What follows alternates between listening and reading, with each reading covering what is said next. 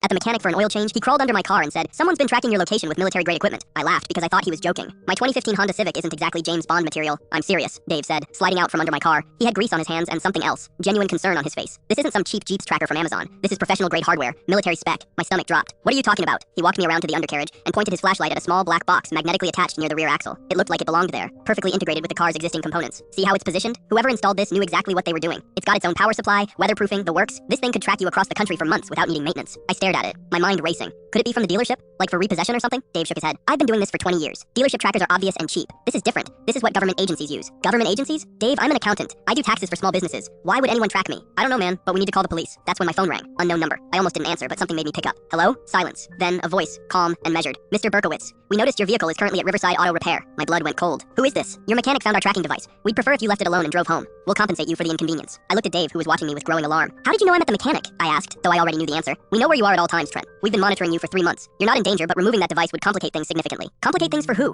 What do you want from me?" "It's not about you. It's about your client, Apex Sovereign Partners. We know you handle their books." Apex Sovereign Partners. They were my biggest client, a venture capital firm that had hired me 6 months ago. The pay was incredible, but the owner, Graham Whitfield, always seemed a bit off, evasive about certain transactions, insistent on specific accounting methods. "What about them? They're laundering money for a foreign entity. We've been building a case, but we need evidence. Your access to their financial records makes you valuable." I laughed bitterly. "So you've been tracking me instead of just asking?" "We couldn't risk tipping you off. If you'd gone to Whitfield and mentioned our interest, he would have destroyed everything and disappeared. We needed to observe your patterns, make sure you weren't involved." Dave was mouthing words at me, but I couldn't focus on him. "And am I? Involved? No, you're clean. But Whitfield is getting suspicious. He's been asking questions about you, running background checks, monitoring your communications. We think he's planning to eliminate loose ends." My hands started shaking. "Eliminate? You mean kill me?" "We have reason to believe he's arranging something. That's why we accelerated our timeline. We need you to copy Apex's files tonight and bring them to us. In exchange, we'll protect you and your family." "How do I know you're really federal agents? This could be anyone. Check your email. We just sent you classified photos of Whitfield meeting with known arms dealers. Photos we took last week in Budapest." I pulled up my email. There they were. Clear, high-resolution images of Graham Whitfield shaking hands with men I recognized from news reports about international weapons trafficking. My legs felt weak. What if I say no? Then we can't protect you from what's coming, and Whitfield walks free with $200 million in blood money. Dave grabbed my shoulder. "Derek, what's happening?" I covered the phone. "They're FBI or CIA or something. They want me to help them build a case against Meridian Holdings, the investment firm. What do they do?" Before I could answer, the caller spoke again. "You have 6 hours to decide. We'll be in touch." The line went dead. I stood there in the auto shop, staring at my oil-stained Civic, trying to process that my boring accounting job had somehow put me in the middle of an international money laundering operation. Dave cleared his throat. "So, what are you going to do?" I thought about Graham Whitfield's cold eyes during our last meeting, the way he'd asked about my family, where my kids went to school, whether my wife worked late, questions that seemed friendly at the time but now felt like threats. "I'm gonna need you to remove that tracker," I said slowly. "But first, I need you to show me exactly how it works." Dave raised an eyebrow. "Why?" "Because if they've been tracking me, they've been tracking my routines. And if Whitfield is planning something, he knows them too. Which means I need to break every pattern I've established for the last 3 months." I pulled out my phone and started making calls. First to my wife, telling her to take the kids to her mother's immediately. Then to my lawyer. Then to the local FBI field office. Because I wasn't about to trust a voice on the phone with my life. Dave removed the tracker and handed it to me. It was heavier than it looked. "You really think your client wants to kill you?" I thought about the $200 million. About the photos of weapons dealers. About how expendable one accountant was in the grand scheme of things. "Yeah," I said, "I really do."